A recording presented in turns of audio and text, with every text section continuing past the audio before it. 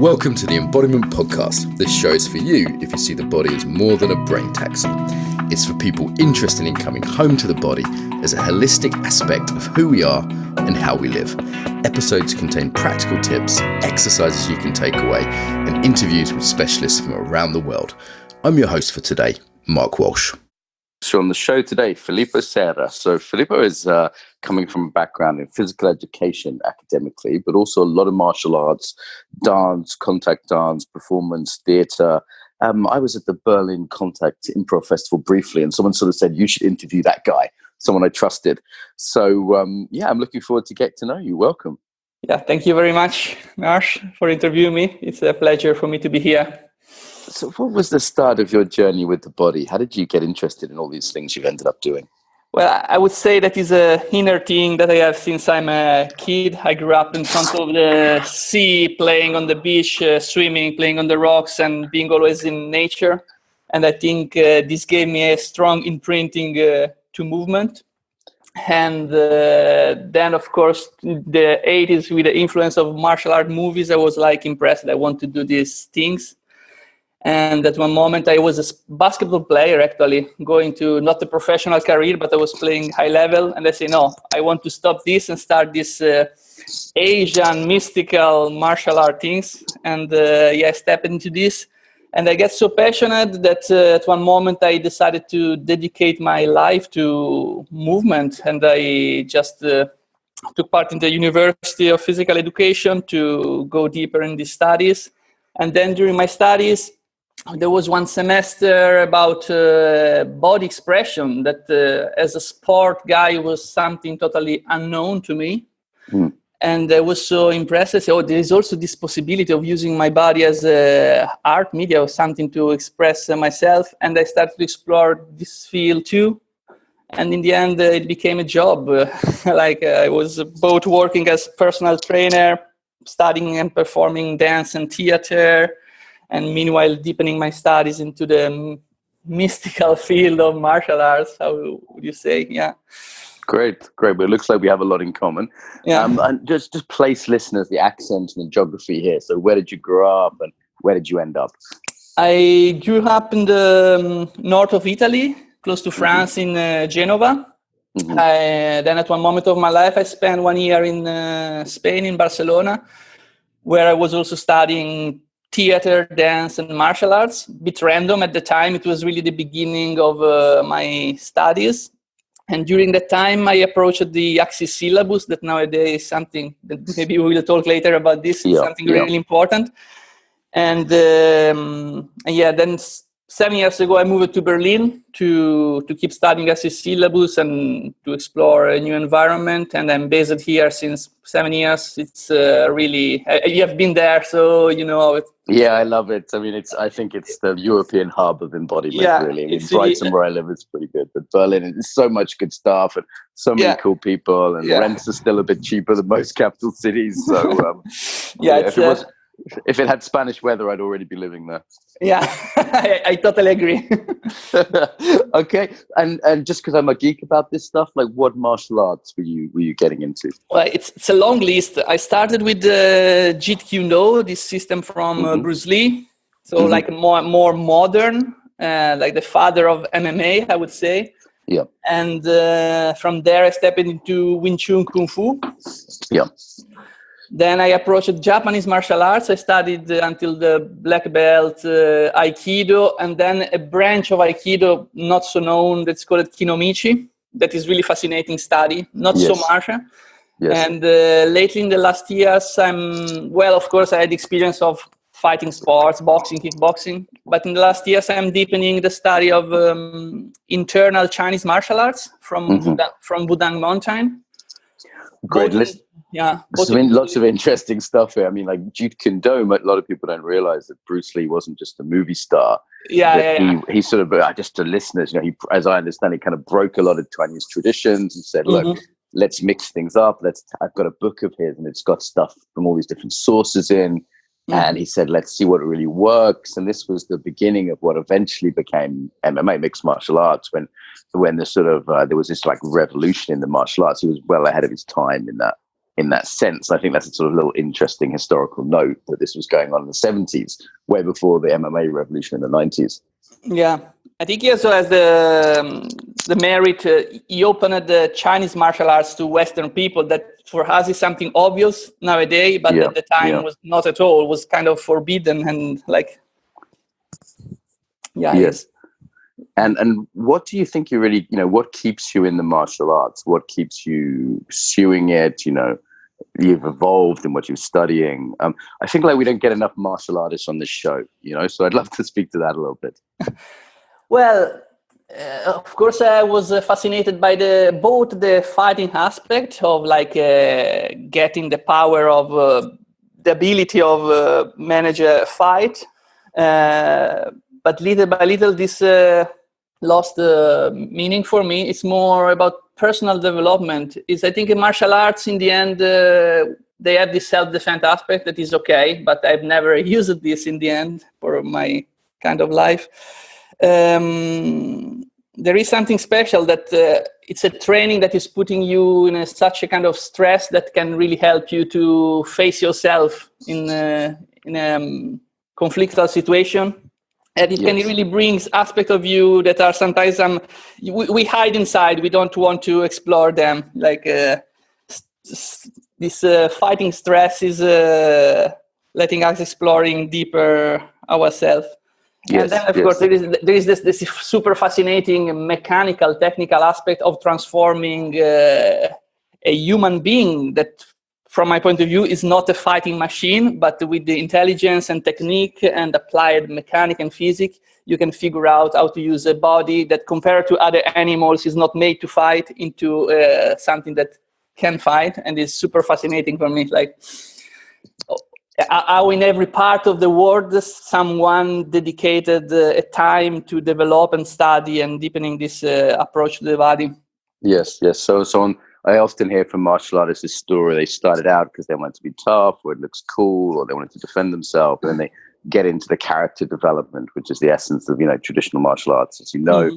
And it has this element of stress testing, and something comes out in us. We see ourselves in an honest way or a deeper way through this confrontation with the something that the civilized man doesn't really want to go near. You could live your whole life in the Western world and not have a fight if you live in certain places, for sure. And there's something in that which is beautiful. Like, we don't have to worry about being attacked all the time in most parts of Berlin or most parts of Brighton where I live. But there's also something that's lost in that. I'm curious when you say we're not evolved to fight. I mean, human beings, that we don't have antlers or horns or poison, but I mean, it seems like part of our evolution is combativeness. There's certain sort of physiological features, like the male face seems to have been evolved to have been hit. There's some. I'm curious where you say we don't. It's not natural for human beings to fight. You're not sure? I'm curious why you say that it's not, we're not a fighting animal.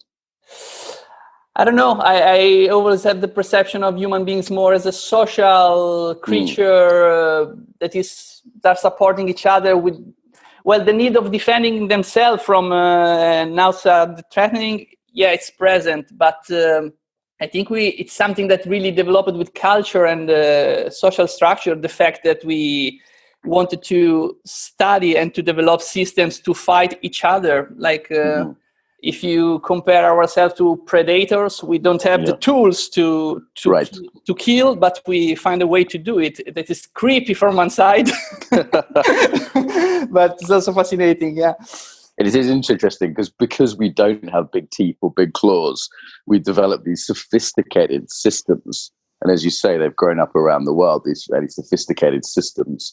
And so many of them turn into personal growth arts. I find that in itself quite interesting. For example, there's many systems of how to make money or economics, but they didn't develop into personal growth arts. Or there's many systems in how to, all sorts of other practical things that agriculture, for example. But agriculture didn't evolve explicitly into a personal growth art. So I find it interesting that something about combat not only was a practical thing that human beings have geeked out about around the world, but also that it's had this developmental lens to it almost everywhere. Mm-hmm.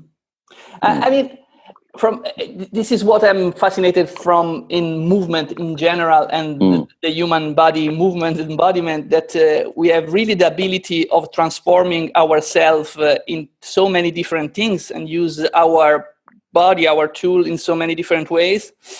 And yeah, for me, performing on stage, dancing or making some comedy is very similar to fight. It's like I'm just transforming myself and adapting to the situation with the name. And it's so great, like this possibility of mutation, transformation, adaptation. And fighting maybe is one of the most higher expression of this. It's pure adaptation in the moment to survive. Nice. This is why I think it has been used as self-development method more than others. Yeah.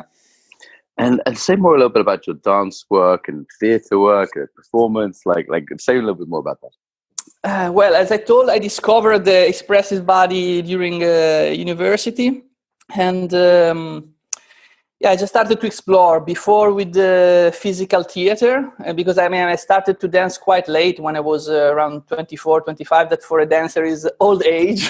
Right. For male is a bit easier. And then from theater, I just started to do some contemporary dance class, and it was extremely nice and fascinating. And at one moment I took my first audition. It went well, and I started to perform on stage. It was more, I would say, contemporary art, contemporary dance company in Italy. Mm-hmm. And it opened this door that then brought me to work a lot contemporary dance and theater, but I'm working a lot in lyric operas, like both in Germany and in Italy. So big stages, big production. And it gave me the possibility also to explore this other field of classic music, lyric music, that was totally unknown, and it's super beautiful. So I alternate moments of performing in front maybe of 2,000 people on big stage, and a small production that you work a lot with a group of people, and maybe you just perform twice in front of a small audience. It's a totally different experience. Let's talk about that, because I feel like most listeners haven't had the experience of performing to thousands. So like the biggest talk I ever gave was 1,000 people, I think. And online we've done things that are pretty big, but like, you know, how is that performance to have a few thousand people looking at you?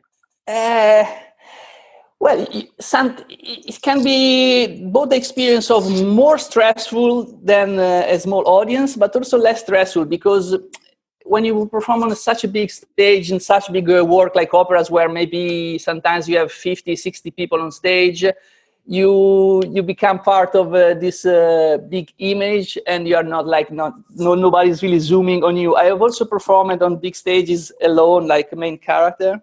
Mm-hmm. I don't know. Every time is really different, emotional wise. It's you feel the weight of the responsibility of being there. Sometimes I'm more detached from the audience. You have you have this gap in between you and this big audience, and it's less intimate than a small performance. And what are you learning about embodiment in those kind of settings? Performing in front of big stage or big audience, or small as well, like, because that range is very fascinating, isn't it? Like, how is it to be intimate with a few, or feel like you've got the spotlight on you? Like, I sometimes find it harder to teach a small group because I feel like there's more of a spotlight there. You know, like, so I'm curious, like, what's your experience of learning about embodiment through these different sizes and types of performance? Well, I would say that when it's working, sometimes it's not working, you know. There is a kind of you become what you are interpreting, what you are acting or dancing. That is the same feeling that you have when you perform martial arts or whatever. And there is this big difference of the time that is working, and you are not doing something, but you become that thing. And it's a totally, I would say, embodiment in a character that is not you anymore. Right. And then there is a second aspect, that when it's not working, that you have a real perception of this dualistic aspect of you as a performer that is doing something. And I think it's often visible when a good actor is becoming the character or is acting the character in a way that you can see an actor acting. It's a bit silly what I'm saying, maybe. No. I mean, I feel there's, for some people this will be common sense, but others it will be very mysterious what you're saying. But this idea of when you're kind of lost in the dance or lost in the performance or lost in the martial arts move, and the sort of disappearance or a blending with it, as opposed to feeling separate from it and then separate from the audience too. Is that something like what you're saying? Yeah, I'm not sure that lost is the right word. I would talk more about presence, maybe. Mm-hmm. Yeah, it's a state of mind. You don't think anymore about what you are doing. You just become this thing. And this is transmitted to the audience, and this is, I think, what is giving us emotions when we watch a performance. And right.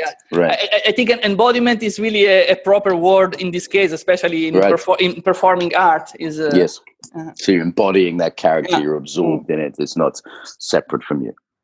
Then, sorry, my English is not very accurate, so maybe sometimes I miss the right words. So No, your English is beautiful. It's nice. It's nice to hear as well. So yeah, okay, great. Now you mentioned Axis Syllabus. Now I'm really curious to ask you about this. This is one reason I got you on, because I've heard about this from a couple of people. It's not so known in the UK or in my circles anyway. And I'm curious about it myself. So could you say a little bit about what that is? Yeah, of course. Axis Syllabus is one of my great passions. It's also I'm making a job out of it. Nowadays, how to define the Axis Syllabus is, I will put in a historical context. This came from a dancer, Frei Faust, who he was a brilliant dancer in New York in the 80s, 70s. And at one moment, he got injured because of choreographic requirements. So there was an aesthetic request to him that was not taking care of the real mechanic of the body. So he started to investigate anatomy, biomechanics, applied physics, and little by little he developed, well, it's not a system. Nowadays, we define the Axis Syllabus as a database of informations about human locomotion. So basically what we do, we study the design of the body, how it works, and we try to apply this information that are coming both from empirical practice, because we try, and scientific studies. It's really scientific based, following some parameters as safety, recycling of energy, economy of energy. And it's growing more and more. And it was important for me because at the University of Sport, we were spending hours studying theory on the books. Yeah. And then we were spending hours on the field moving, but there was never a link of connection.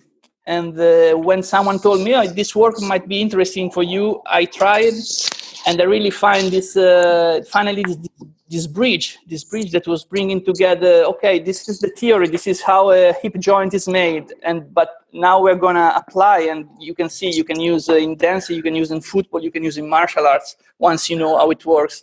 And so it sounds to me like it's fairly like deep principles of, best movement, economic movement, safe movement, but explored experientially rather than from the textbook, and applicable to different areas, right? Absolutely, yeah, that's you're totally right. The idea is that we provide the informations to the people, and then it's up to you as a mover how to use these informations. Of course, it's taught through dance. Why? Because dance is a very open frame of movement. So it's really, you can apply a lot of things in dancing. I can create this choreography using these informations. But then when you have knowledge of other discipline, it's nice to integrate and to find the possibility of using this information in other fields. And can you give us an example, just to kind of, I feel like I'm starting to understand it, but it's one of those things I was looking on the internet going, well, what exactly is it? So maybe some kind of concrete example that might be interesting. So let's say this. Nowadays, you go to an Axis Syllabus class, you get information about the anatomy of a joint, and then you do a dance class about this joint. It can be a self-exploration, a small choreography, partnering, or whatever. Then in classes, we have I don't know, physiotherapists and circus people. The physiotherapist the day after is with his own client with doing body work, and is leading the client in what she or he was learning in the class before. It's not dancing anymore. It's like application of body work with this information. While the circus people the day after is working with acrobatics and can apply the same information in his field. Great. This feels so of the spirit of the times. Like I've always been an integrator. I've just come out of what we embody facilitator courses, one of our courses, and we have people doing tango and Japanese weapons work and a dance, conscious dance. And I've always loved to integrate things. And then the question then becomes like, what are the deeper principles that apply across?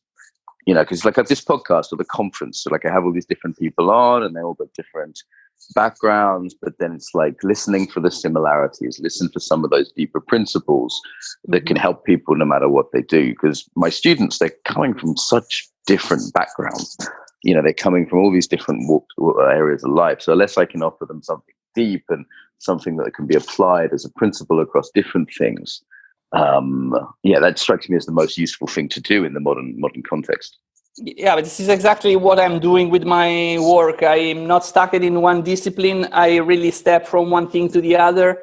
And then in the end, I find the crossing points is the most interesting for me. And what do you see that goes across? So we've talked a little bit about presence, for example. Obviously, there's anatomy. We're always working with the same human body. What are some things that you see go across these different disciplines you're involved in? Well, sticking on a very material subject, the mechanic of the body.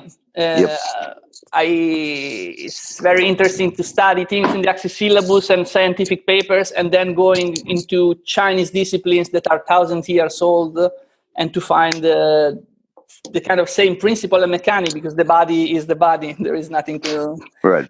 And then you can dig in deeper inner layer of self-presence, self-development, body awareness. And then I like the idea of transposing the experience of a body practice into daily life, in activities that are not strictly connected to the body. But in the end, for me, the meaning of practicing something, beside the pleasure of practicing in the moment, is then when the practice is over, what is left for me for the rest of the day, for the rest of my life. And I always try to transpose this. And you can, depending on the practice, you have different aspects that can support you in the daily life. So if I think about contact improvisation, that is a dance practice, you have a lot of social skills, relational skills that you can develop. If you think about the Axis syllabus and we talk about economy of the body, then you can apply on a more big and wide ecological mindset about how to using resources and how to be more efficient as a society or as a group of people. If you want to apply in business as a company. And I like this kind of application, not body application of something that is coming from the body. As I perceive the body as the first instrument that we will always bring with us until the end. So for me, it's the thing we should work on.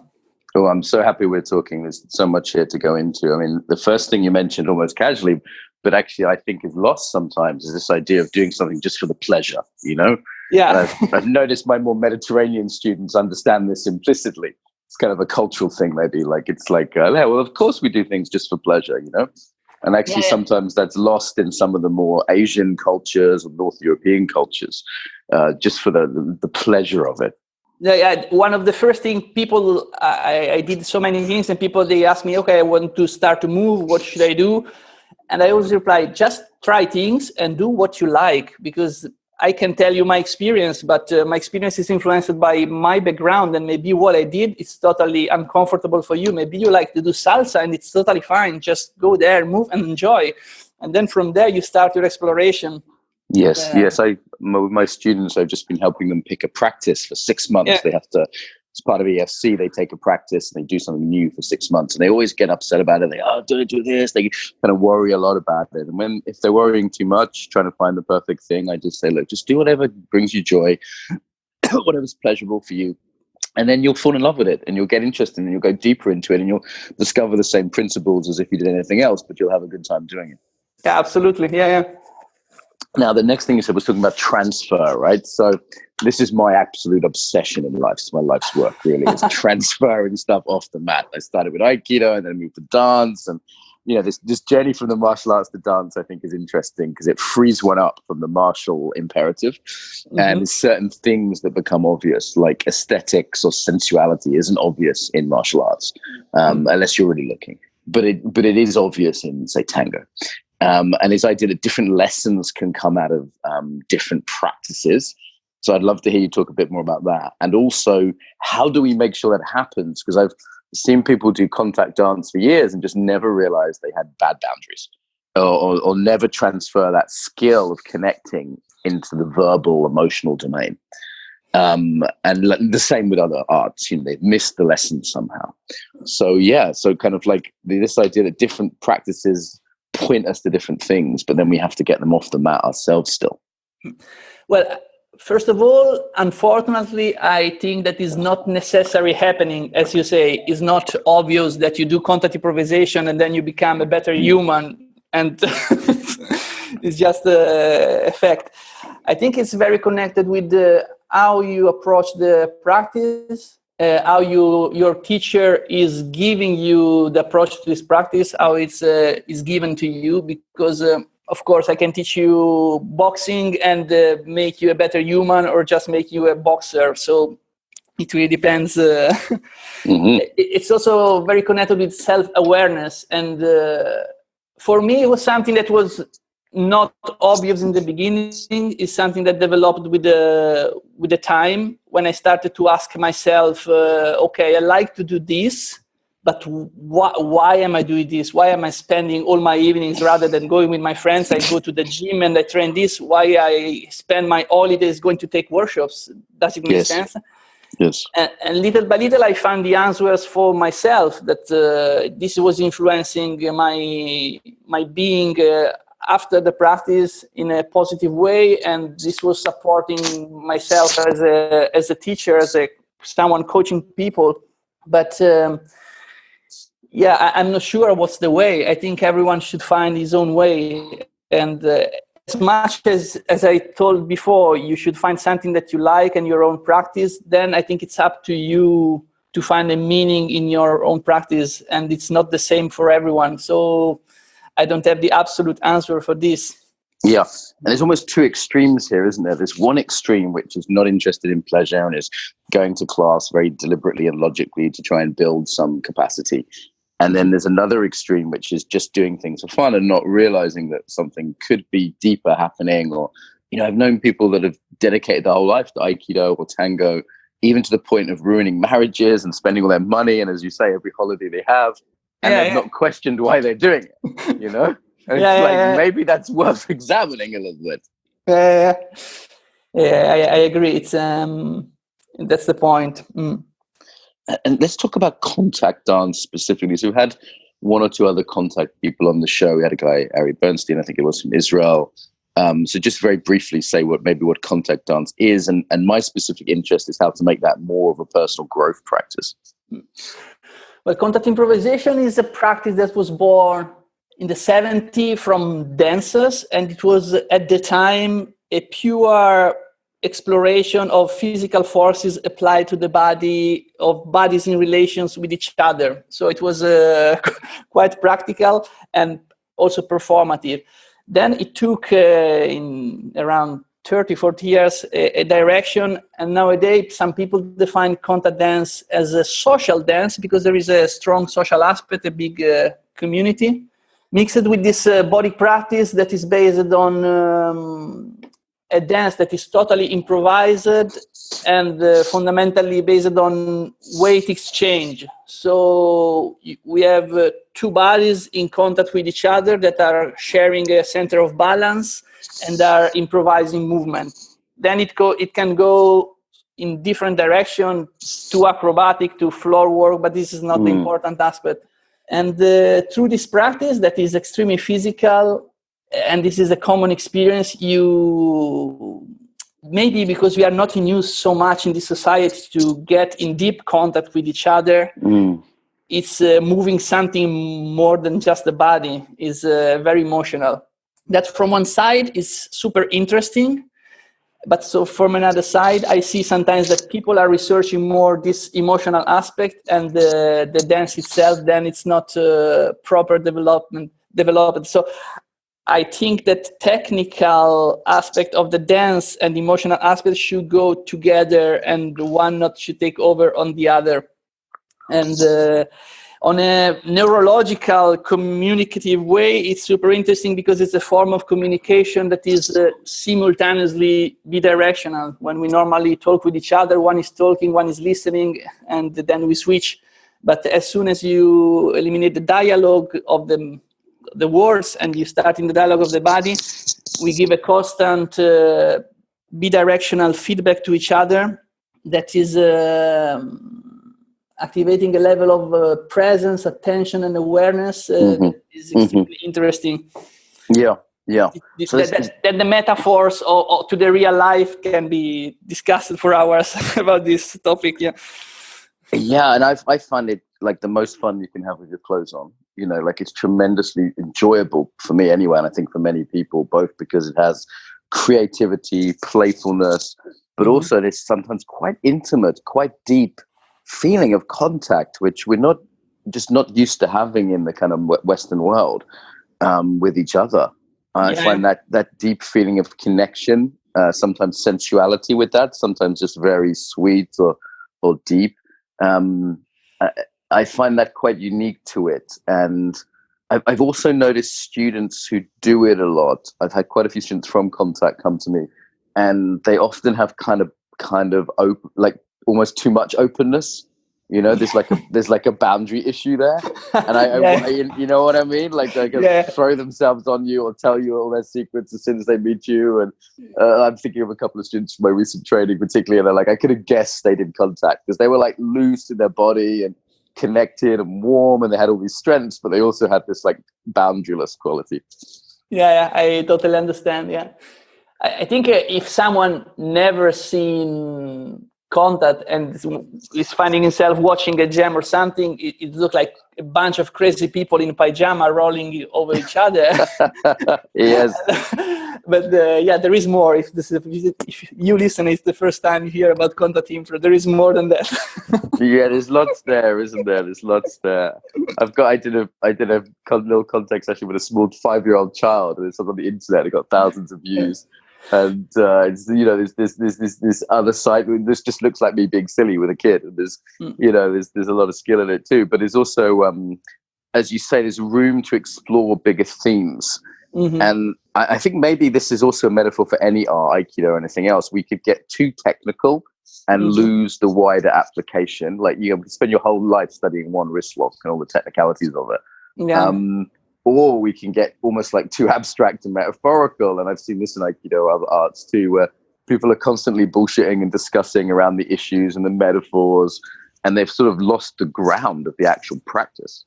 And their Aikido is terrible. They can't throw anyone. They can't pin anyone. It's like they've lost contact with the basic reality of it. Does that sort of scale make sense? Yeah, absolutely. Yeah. I did Aikido a lot. You know, all the branches, all the this should be done like this. Then you miss the point, I think. Another thing I would like to say about Contact Improv that is beautiful somehow, and we are not so much in use to this nowadays, is that you don't want to achieve anything when you enter into a dance of contact. I mean, it's just an exploration that is bringing you somewhere into the unknown. But actually, well, if you do a performance, it's different. But in a normally average contact dance in a festival or in a jam, you start this dance and you really don't know where it's going to go. It's not goal-directed, right? Yeah, not goal-directed.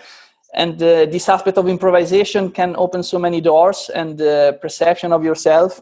It's like a small bubble or metaphor of a normal relations in life. It's like you meet someone and you have this meeting and you have a story that can be 1 second or 5 years, and then it's over. And in content improvisation, you develop this capacity of meeting, staying together, feeling if it's working or not, and also having the ability to say, okay, it's over. That is another big right, issue. right, leaving. Yeah, I've seen this a sticky clinginess to a lot of people. Like, it's more yes than no. It's often you perceive all these things in a dance that maybe is just 5 minutes, and it's a great physical and psychological experience. Yeah. Yeah, I often send students to contact to learn about contact, obviously, but also communication, connection, relationship. And actually, I think it's a great place to learn boundaries if you come with that intention to be like, yeah, maybe it's time for me to leave here now. Actually, I want to keep this person on the edge rather than go kind of hip to hip straight away. It strikes me it's a great place to sort of safely feel, in the modern world, we have all these conversations around sexuality and a lot of accusations and a lot of clumsiness, and we're all learning as a society. But where do people learn that stuff? Like, I wouldn't want to be a 15-year-old learning it in dating now. Like, it strikes me like contact is a great place to learn about intimacy and connection and boundaries and respecting other people and when to say no and when to leave. And there's a huge potential lesson in that. Yeah. There are also nowadays a lot of teachers teaching in contact improvisation practice to learn how to say no. It's great. There are articles about this based on the principle that if you are not able to say no, and not everyone is able to say no. I know personally, you're always available. In the end, when you say yes, is never a real yes. It's like a constriction of the fact that you would have liked to say no, but you couldn't. And so there are physical and body practice and also verbal practice trained in contact to train this aspect, because it's also very important. Yeah, and the parallels to conversation occur to me. Like, in this conversation, it's like, okay, we don't necessarily want to go straight into the deep end. There's some sense of like, starting on periphery, walking in. There's, martial arts, that's a point of contact we both have. And then it's like, also like not being goal directed in these interviews sometimes I've got a little list, like, okay, I want to ask you about Access Syllabus. But also there's this sense of like the best interviews, the best conversations, the best 2-minute interactions with the guy in the coffee shop is, yes, I'm trying to get a coffee, but there's also a sense of like, just what wants to happen here. Do you know what I mean in terms of conversations? Yes, that kind of, yeah.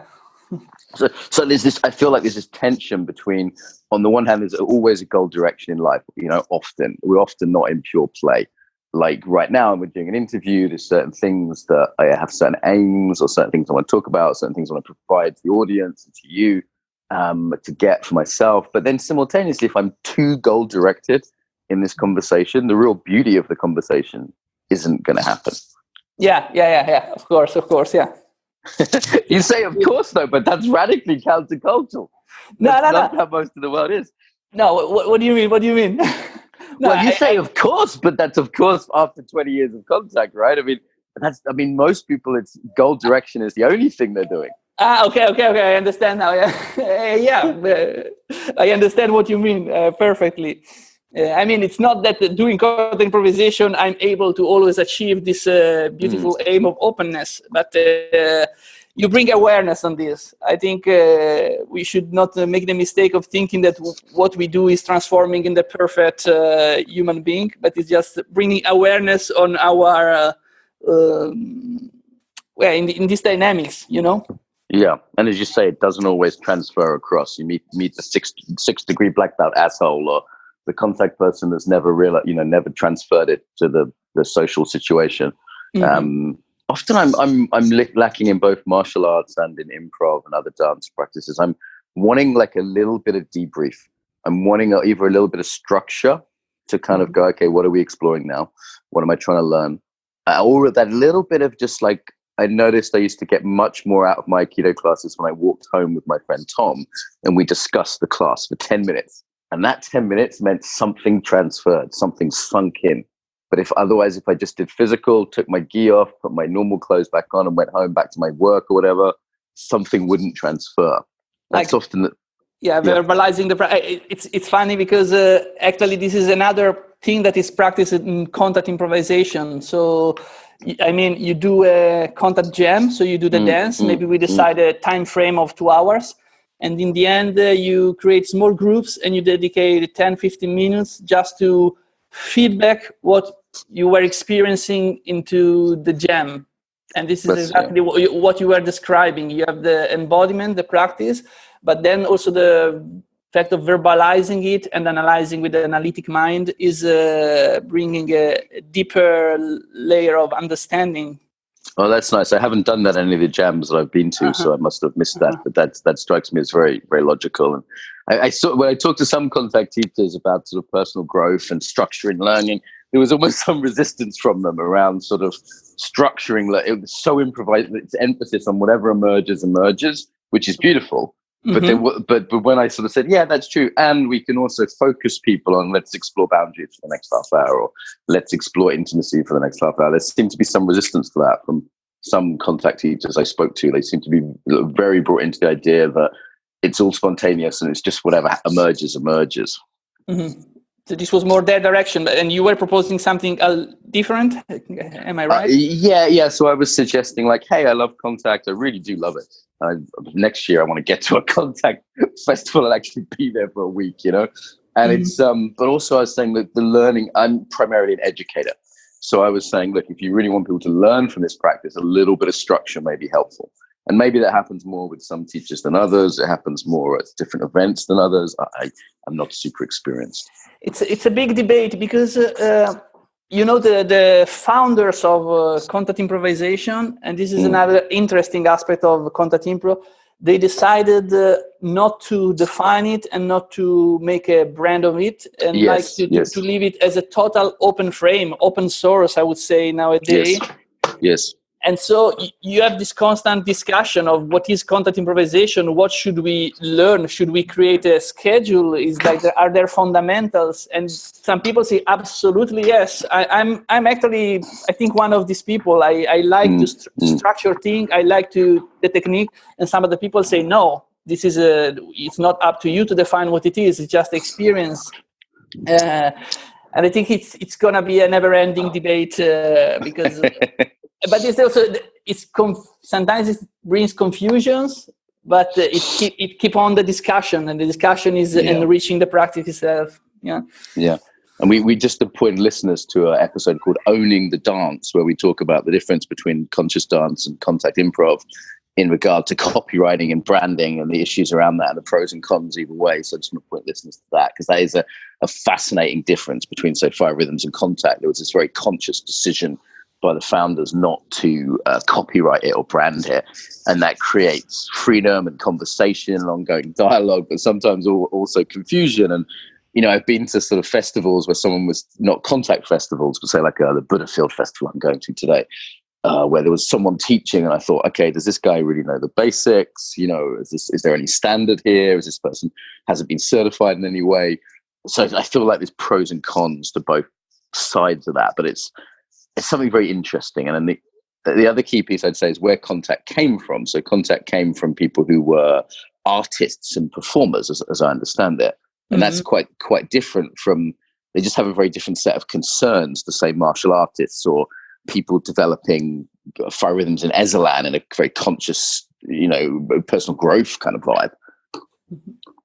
Yeah, that the one that is considered the creator of contact improvisation, Steve Paxton, sometimes taking part in festivals and jam, but is not teaching anymore and practicing anymore, because he said, I started something that I was interested in this exploration of the body, and nowadays it took a direction that is not more interesting for me anymore, and so he doesn't teach and practice anymore.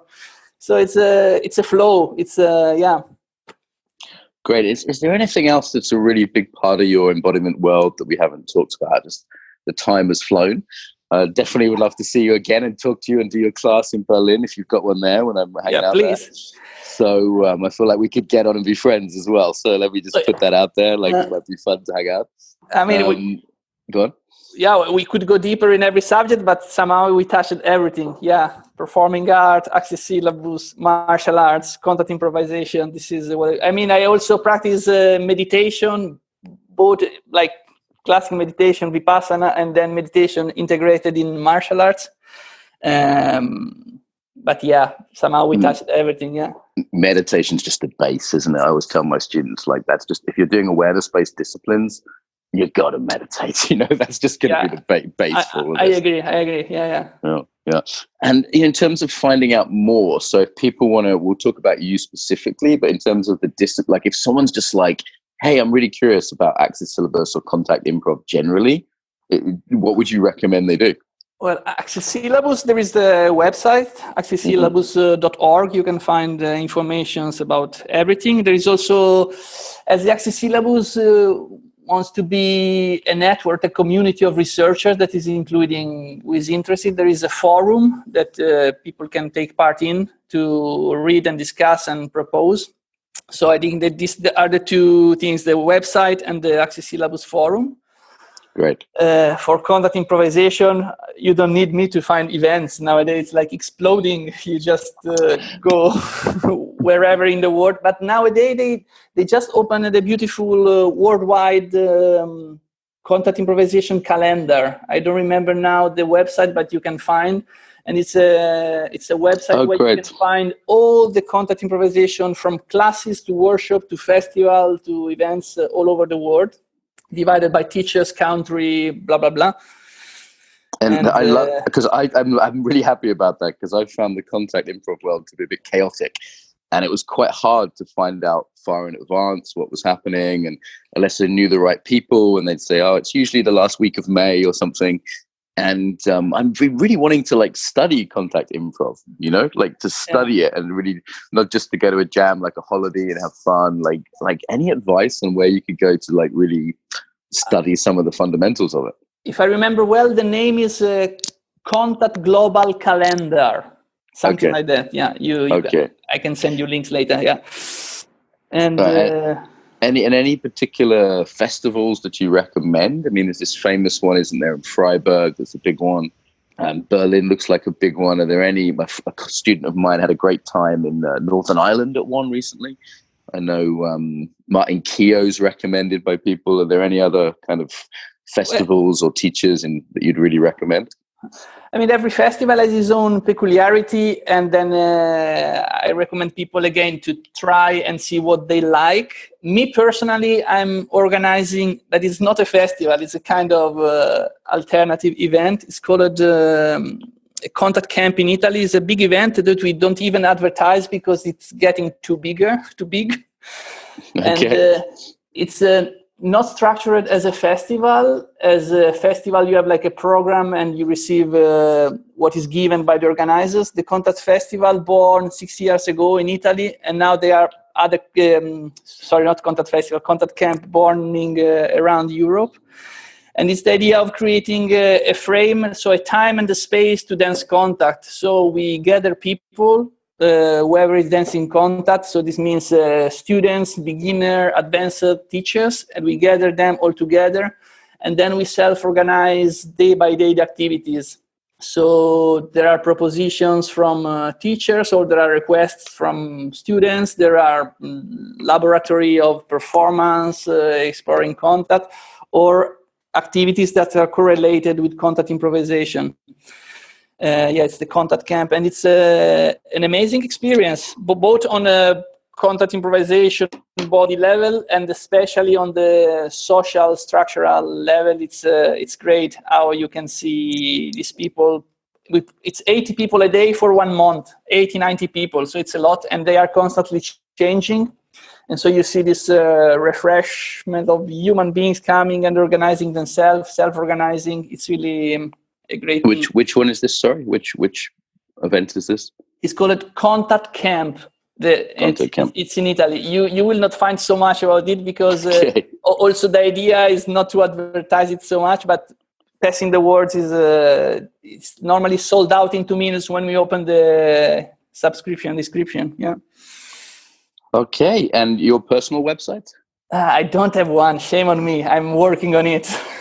No personal website. Okay. Yeah. So how do people find you? Do they just Like if they want to find you on Facebook, or what's the best way?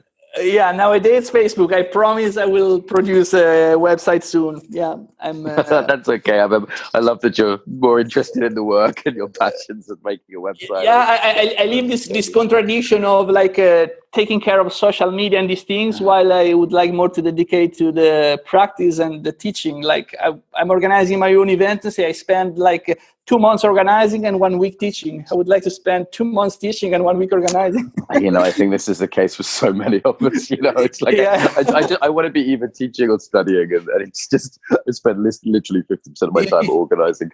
So okay. It's a curse of the freelancer.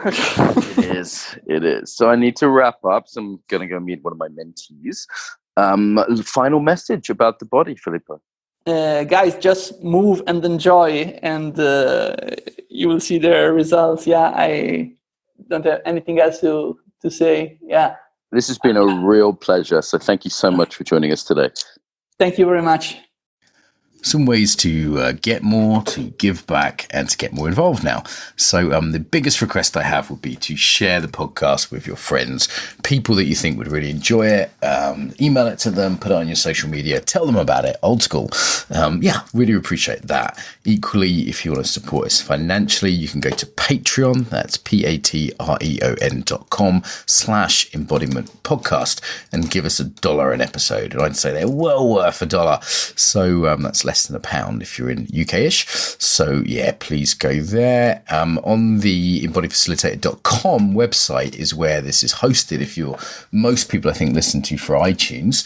iTunes, we'd certainly appreciate a review. The way iTunes works means that a review means more people will find it. iTunes regards it as more important for searches. So even a couple of sentences review really does help as a little thank you to us. And if you want to go to embodifacilitator.com, you can see the actual, links to the sites. There's comments on there. The Facebook group tends to be where people discuss things. So if you go to put in the Embodiment Podcast into Facebook, there's a page which is relatively quiet and a group which does have some discussion on. So I will reply to things personally there. So also on embodifacilitator.com website, there's all sorts of freebies there. There's videos, there's free ebooks, there's ebooks you can buy.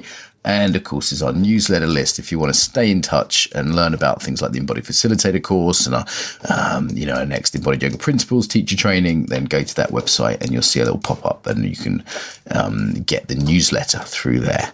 Okay, so I think they're the main ones. Tell your friends, pay us some money on Patreon, give us a review on iTunes, send us your email if you want to be on the newsletter list, and get involved on the Facebook there. Bit long. Pick whatever you like that works for you. Until next time, welcome home to the body.